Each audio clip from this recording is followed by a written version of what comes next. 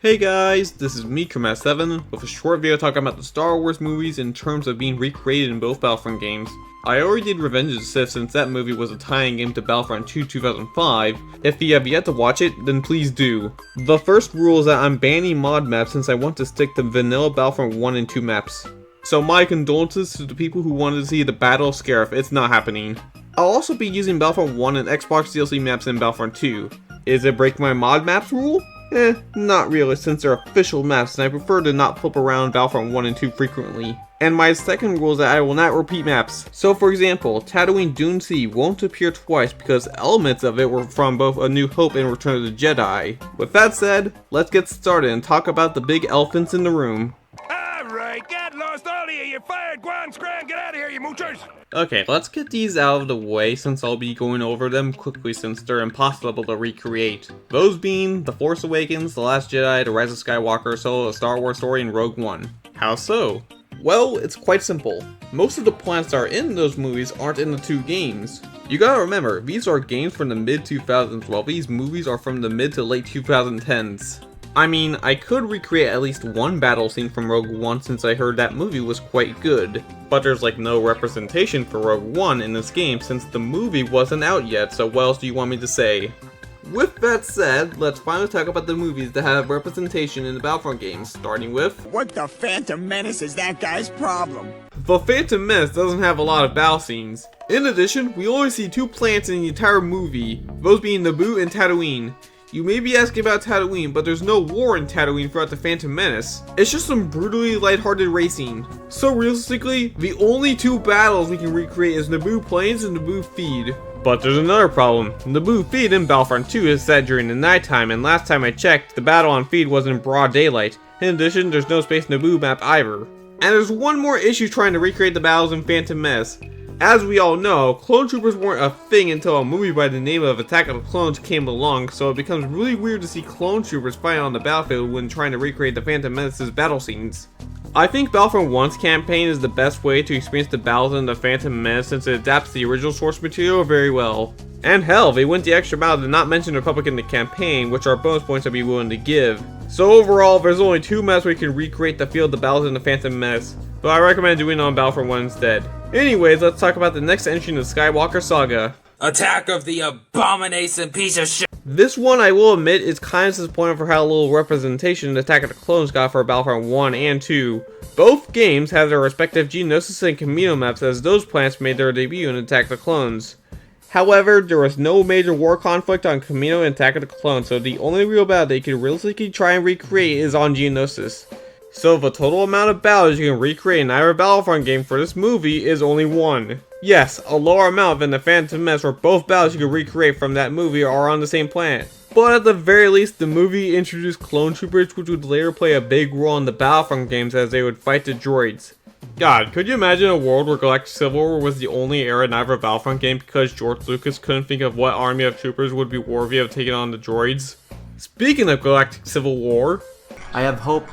Now this is where things really start to kick in, as this movie has 5 maps you could recreate in Battlefront 2. Battlefront 1 got a decent amount of New Hope representation, but one of the planets introduced in that movie had a map based on the 2003 Clone Wars TV show.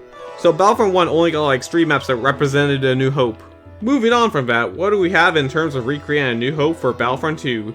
You're in for a treat! Firstly, we have Tantive 4, the very first scene in all of Star Wars as the stormtroopers burst through the door and shoot the rebel troops down with Darth Vader making his dramatic entrance to get the plans back. Or Tatooine Dune Sea, as there are stormtroopers in the Dune Sea. Same thing also applies to Tatooine Mos Eisley as stormtroopers were also seen there. You might argue that I'm cheating with this since there is no war on Tatooine in A New Hope. Yes, that's true, but at the very least one of two factions was there on Tatooine doing something, unlike clone troopers in Attack of the Clones having their fair share of lunchly. Don't worry, the Lunchy joke is still relevant because the latest post from the Lunchy account on Instagram was from 6 weeks ago. Moving along, we also have the Death Star, which takes heavy inspiration from the aspects from A New Hope, like the trash compactor, the super laser, and the conference room. Stormtroopers also make their appearance in the movie as they're seeing Guardian Death Star from any intruders that may come aboard. The only real thing I could nitpick is how Palpatine is the leader for CIS and Empire in the Death Star. I feel like Darth Vader would be more famed for the Empire since he was there in the Death Star. And also make Dooku the CIS leader for that map since he had involvement with the Death Star plans. Okay, enough nitpicking, let's move on to the climactic final battle on Space Java, which can be recreated in a pretty decent manner. The only thing that you're missing is the Death Star, which blows up at the end of the battle. That was quite a hefty amount of maps that you can play to replicate the feel of A New Hope. So overall, if you remove Revenge of the Sith from the equation, A New Hope might have the most maps to make a really good recreation out of. You've got Tantive, the 2 Tatooine maps, Death Star, and Space Yavin.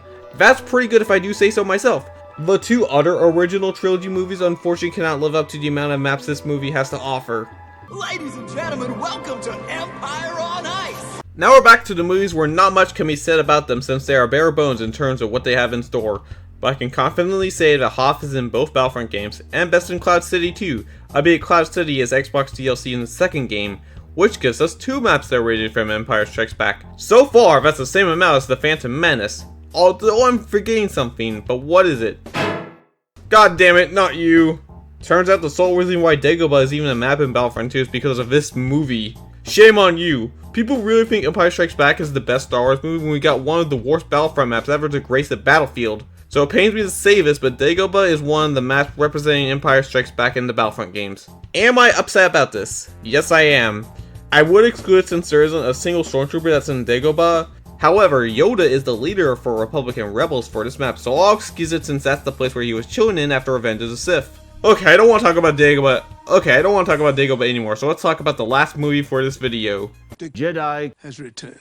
This one is pretty anticlimactic as there's not a lot to talk about the former final chapter of the Star Wars saga. You have Tatooine Jabba's Palace. Jabba's Palace was in the beginning of the movie, so there's that. And there's also Endor, which appeared in the second half of the movie. But do you know what sucks? The fact that we didn't get a map for the Death Star 2 or Space Endor. I kind of wish that we did get one of the two since a boring forest map doesn't cut it for a final battle. For me at least. Endor is just bland in my opinion.